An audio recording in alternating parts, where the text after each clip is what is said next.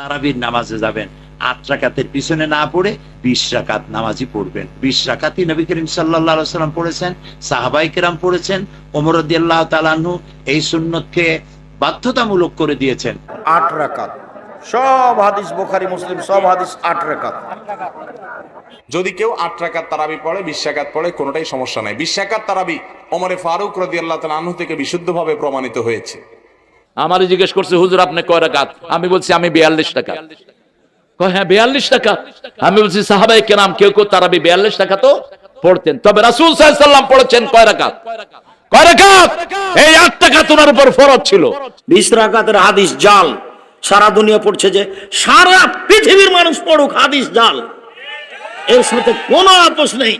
ওমর রাদিয়াল্লাহু তাআলা আনহু 20 রাকাতের আদেশ করেননি, 11 রাকাতেরই আদেশ করেছেন, হাদিস সহিহ। আমি তাদের নির্ভেজাল সমালোচনা করবো, এখন গালিও দিব না, কষ্টও দিব না, আমি বোঝার জন্য বলতেছি। আচ্ছা, 8 টাকার তারাবির নামাজ বানাইতেই হবে, উদ্দেশ্যটা কি? আমরা 20 টাকার তারাবি পড়তেছি, 1450 বছর ধরে আসা আল্লাহর দ্বীনের উপরে আছি, কথা ঠিক আছে না ভাই? আচ্ছা, 1450 বছর ধরে আসা আল্লাহর দ্বীনে নাভির নিচে হাত বেঁধে রসুল বেঁধেছেন, আমরা বাদী।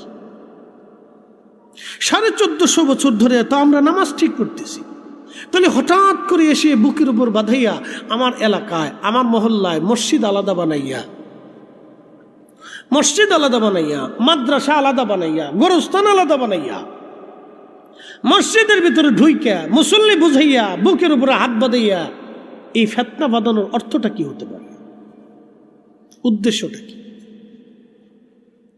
আমি যদি নামাজ না পড়তাম তাহলে তার কাজ ছিল যে আমাকে বুঝাই নামাজে আনা, কথা ঠিক আছে না? আমি যদি তারাবি না পড়তাম তাহলে তার উদ্দেশ্য ছিল বুঝাইয়া তারাবির নামাজে দাঁড়া করানো। 8 টাকাত বানানো তো তার কাজ না। 20 টাকার তারাবি তো হযরত ওমর চালু করে গেছেন, সেইখানে তো শত শত হাজার হাজার সাহাবী উপস্থিত ছিলেন। তাহলে সেই সময় যদি তারাবি 8 টাকাত হয় তাহলে সমস্ত সাহাবী কেন ভেটো দিল না? 1450 বছর ধরে চলে আসা তারাবির নামাজ 20 টাকাত, 4 মাযহাবের ইমামরা পড়েন, মক্কার ইমাম পড়েন, মদিনার ইমাম পড়েন, হযরত শাহজালাল পড়েছেন, খাজা বাবা আজমিরি পড়েছেন। এদেশে যারা ইসলাম এনেছে তারা 20 টাকাত তারাবির নামাজ কায়েম করে গেছে। তাহলে আজকে হঠাৎ করে 8 টাকাত বানাইতেই হবে? রমজান আসার পরে দেখবেন কিছু হুজুরদের মনে হয় মাথার কাজ টেন্ডার নিয়ে বইছে, 8 টাকাত বানাইতে হবে। তারা আমাদের মুসলিম মিল্লাতের ভিতরে নতুন করে ফিতনা সৃষ্টি করেছে। এরা হলো ফাসাদ সৃষ্টিকারী, কথা বলেন ঠিক না বেঠিক?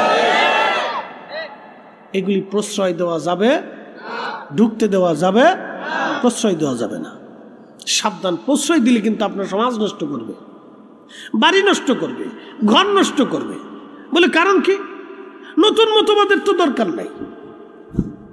আমার যেটা হক ছিল সেটা আউলিয়া ইকরাম শিখিয়ে দিয়ে গেছে। এই নতুন মতবাদ এই নিয়ে আমার ঘরের ভিতরে ছেলে বাবার যুদ্ধ, স্বামী স্ত্রীর দ্বন্দ্ব, ভাই ভাইয়ের যুদ্ধ, পাড়ায় পাড়ায় দ্বন্দ্ব, স্বাস্থ্য ভাই যুদ্ধ, ইমাম মুসল্লির ঝগড়া, মুরব্বী যুবকের ঝগড়া, এগুলোর তো প্রয়োজন নাই। কি কথা ঠিক আছে না ভাই? এগুলোর তো প্রয়োজন নাই।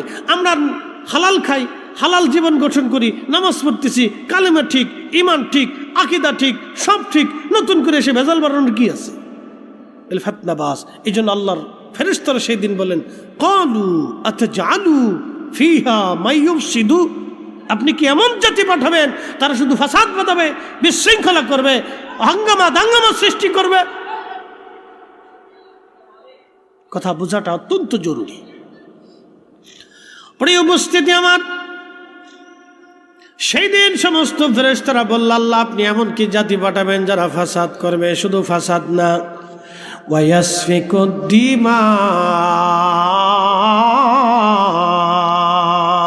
যারা পৃথিবীতে রক্তপাত করবে, মারামারি করবে, কাটাকাটি করবে।